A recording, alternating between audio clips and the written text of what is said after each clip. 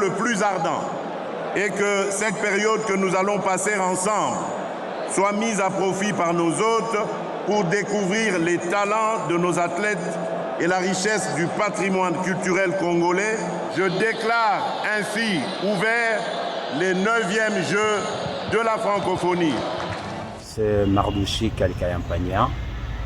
Je suis licencié en droit, département droit public.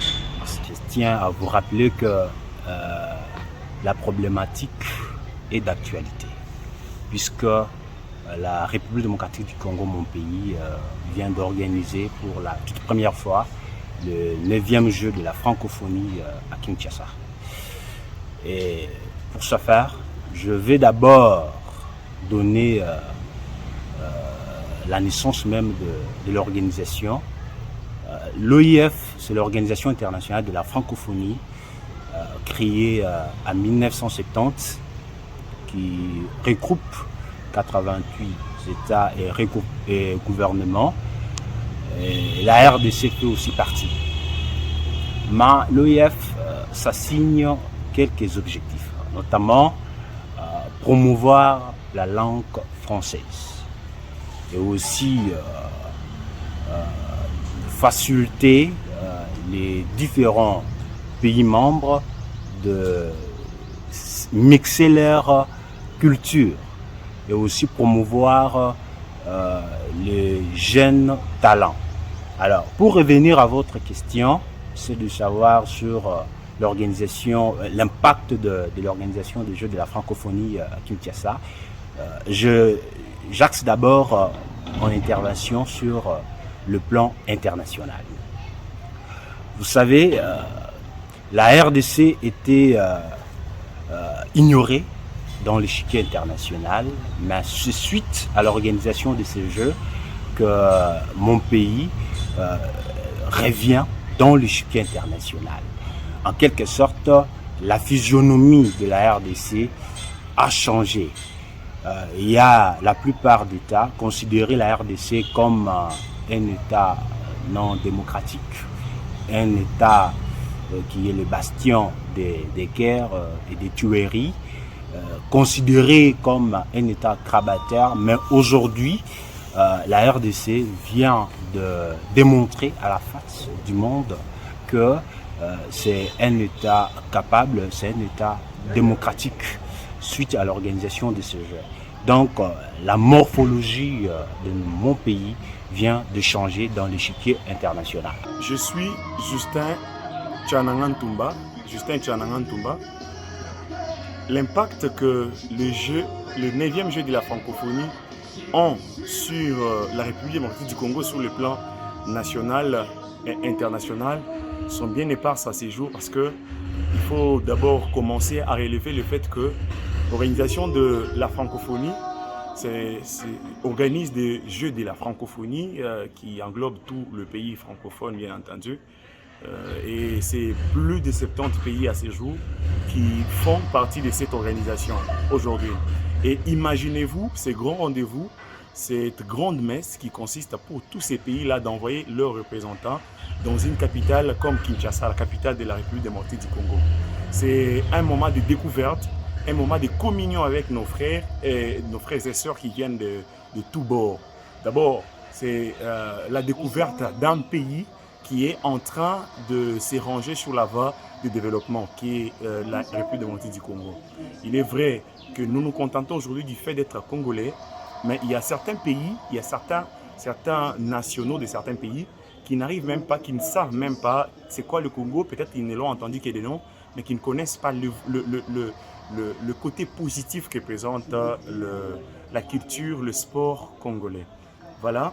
Sur le plan national, d'abord il faut le relever, les Jeux de la francophonie sont venus avec une grande vague sur le plan des infrastructures. Franchement, il faut visiter la capitale congolaise, c'est pas moi, par la voie physique ou par la voie d'Internet, pour découvrir qu'il y a un véritable bouleversement, un changement largement positif, qui prouve à suffisance que nous avons un pays qui peut se ranger facilement sur la voie du développement.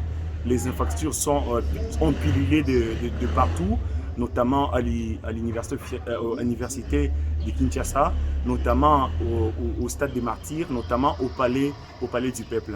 Et cette image-là qu'a donnée la République démocratique du Congo a valu beaucoup sur le plan national. Ça veut dire que le jeu de la francophonie finiront. D'ailleurs, ce dimanche a marqué la fin des Jeux de la francophonie. Et les Jeux vont terminer, mais les Congolais vont rester avec leurs infrastructures, notamment ces terrains liés à ces terrains qui vont aider dans toutes les disciplines ou presque. Donc, les Congolais peuvent aujourd'hui se frotter les mains parce qu'ils ont des infrastructures de plus dans le Congo. D'ailleurs, il faut les rappeler que sur le plan, par exemple, de football, il y a le championnat qui a boité la saison passée. Et nous pouvons aujourd'hui nous frotter les mains parce que le championnat va répondre sa bonne route, ainsi que les autres disciplines, notamment les baskets, la lutte et tout ce qui vient avec. Et il faut aussi noter que la RDC, à partir de tous les médailles qui ont été gagnées, a su démontrer à la face du monde que nous sommes capables dans plusieurs disciplines. Donc c'est une bonne image que nous avons eu à vendre. Et s'il faut revenir sur le plan international, je crois que la diplomatie a fait son travail. La diplomatie a fait son travail parce que, comme je le disais d'entrée des jeux, la RDC est un pays qui a passé beaucoup de temps à ce que les autres ont appelé calvaire, a été englouti. Aujourd'hui, le pays aujourd'hui a brillé par sa visibilité à travers le monde. Le jeu de la francophonie qui ont uni beaucoup de pays, à travers tous ces pays-là, tout le monde veut voir comment sa représentation s'en sort à partir de Kinshasa. Et ça, c'est une véritable communion entre pays. C'est Jérès Moulemba, journaliste à la radio Top Congo HD Mbujimayi. Ouais, l'impact, il est largement positif. Ça arrive rarement, mais au moins les Congolais ont été d'accord sur un point. C'est que la RDC est capable de beaucoup de choses, mais c'est juste la volonté des dirigeants qui manquait. Mais hélas, avec l'actuel pouvoir, au départ, on était tous sceptiques sur la tenue effective de ces Jeux de la francophonie, mais les gouvernements avaient tenu et finalement, ça a marché. Et aujourd'hui, opposants comme membre du gouvernement ou pro pouvoir en place, tout le monde est d'accord que ça a été une réussite totale et sur beaucoup de plans. Je pense d'abord que sur les plans diplomatiques, c'est un bon coup diplomatique réussi par les pouvoirs en place. Tout le monde, le monde ou mieux, le monde entier, avait les yeux rivés sur la République démocratique du Congo et en tout cas, prouver que c'est un bon coup diplomatique. Au départ, il y avait beaucoup de pays qui avaient désisté, sûrement qu'ils étaient aussi sceptiques sur le bon déroulement et sur la situation sécuritaire. Mais finalement, ça a été une réussite avec ceux qui ont répondu à l'invitation. Ça, c'est sur les plans diplomatiques. Et sur les plans sportifs, vous le savez bien, je suis aussi journaliste sportif.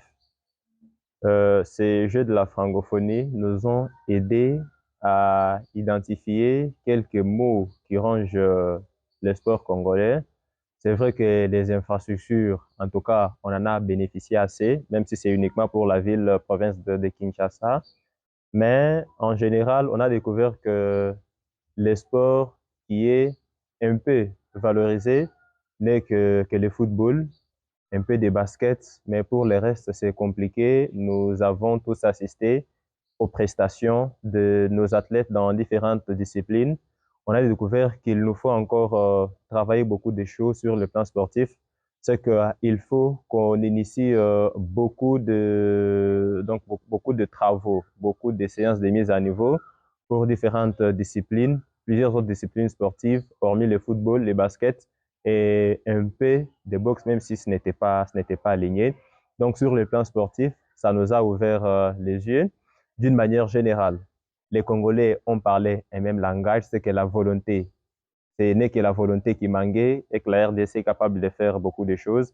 Et sur le plan diplomatique, c'est vraiment un bon coup diplomatique parce que tout le monde, l'humanité tout entière, avaient les yeux rivés sur la RDC et je pense qu'avec cette même volonté, on peut organiser beaucoup de choses, les Jeux africains, la CAN, les CHAN et bien d'autres compétitions, tant culturelles que sportives.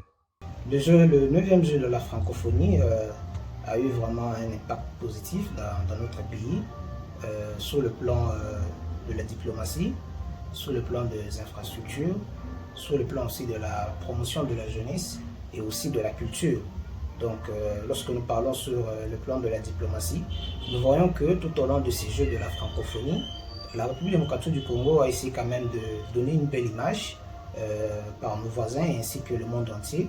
Alors vous allez voir ensemble avec nous que le monde entier avait ses yeux braqués sur la République démocratique du Congo et c'était une belle image que nous avons donnée pour faire comprendre à tout le monde qu'au-delà de la guerre, il y a quand même aussi ces jeux de la francophonie que nous pouvons organiser et que le peuple congolais, c'est un peuple qui est hospitalier et qui peut accueillir tout le monde. Donc c'est un pas de plus dans la diplomatie agissante du chef de l'État, le président de la République, Félix-Antoine Tshisekedi Tshilombo, qui je salue pour sa diplomatie agissante. Et ici, nous devons parler aussi en termes des infrastructures. Donc aujourd'hui, s'il faut parler aussi sur le plan de la diplomatie et sur le plan des infrastructures, donc nous voyons qu'aujourd'hui, la République démocratique du Congo est dotée des infrastructures sportives. Donc aujourd'hui, notre pays peut aussi organiser des compétitions africaines parce que nous avons des stades qui ont été rénovés, il y a aussi des stades qui ont été construits. Donc ça va vraiment dans la logique, dans la vision du chef de l'État. Donc s'il faudrait aussi parler pour la promotion de la jeunesse, bien évidemment que le jeu de la francophonie, son but c'est de réunir les jeunes des pays qui parlent la langue française. Donc nous voyons qu'aujourd'hui, les jeunes congolais auront aussi cette facilité de pouvoir donc s'épanouir via les infrastructures qui ont été construites. Alors s'il faut aussi parler sur la culture, donc nous avons vu que au courant de ces jeux de la francophonie, nous avons fait face à des diverses cultures. Donc nous avons eu des pays qui sont venus d'ailleurs, qui nous ont présenté leur culture. Et c'était pour nous aussi l'occasion, la République démocratique du Congo, de présenter aussi la culture congolaise. Donc nous sommes tellement fiers pour ce qu'a été ces Jeux de la francophonie. Et tous nos remerciements au chef de l'État, le président de la République, Félix-Antoine Tshisekedi Tshilombo. Alors, quelle opportunité?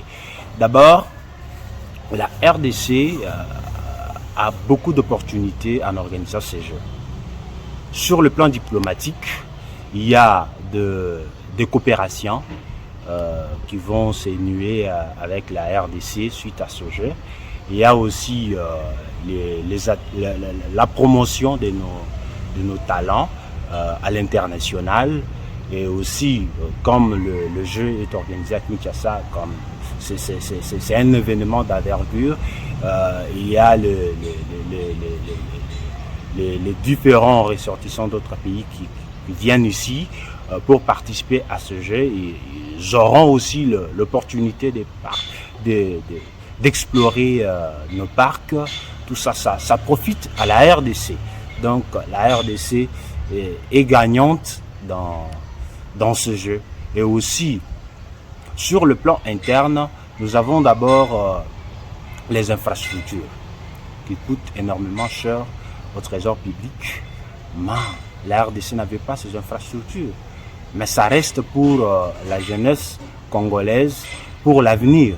Donc, si vous constatez, il y a nos athlètes qui n'arrivent plus à gagner la médaille d'or suite aux mauvaises conditions de préparation.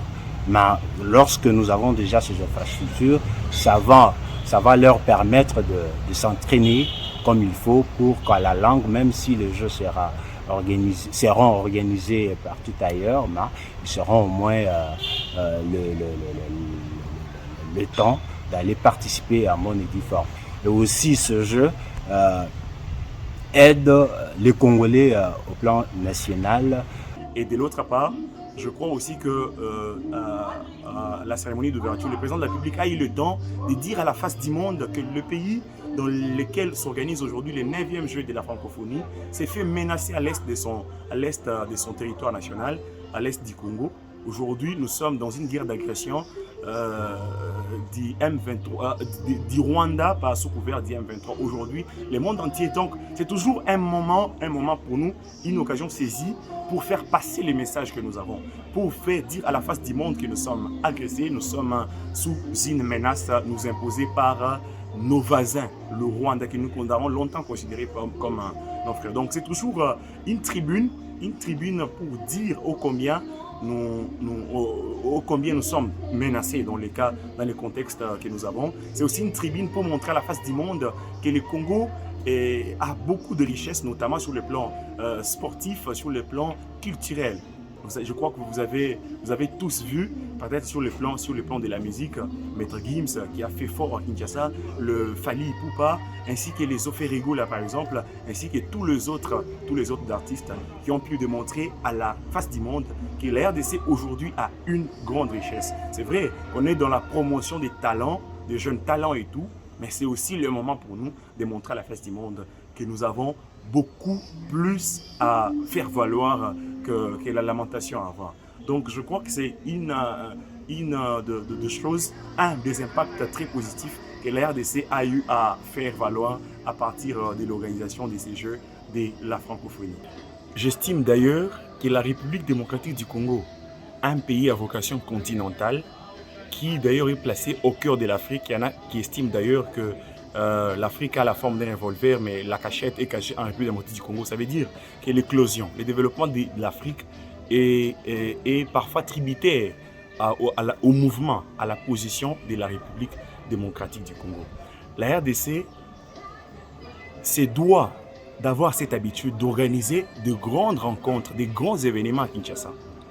Non seulement à Kinshasa, mais à travers les provinces. C'est qu'à ce jour, nous pouvons nous frotter les mains et dire que nous sommes capables d'organiser peut-être la Coupe africaine de nations, par exemple, organiser le CHAN, ainsi que beaucoup de compétitions de diverses disciplines à ce jour. Donc, considérant sa position stratégiquement géographique, ou carrément géographiquement stratégique, je crois que la République démocratique du Congo se doit d'organiser, comme par coutume, ce genre d'événements. Ça lui donne une plus-value.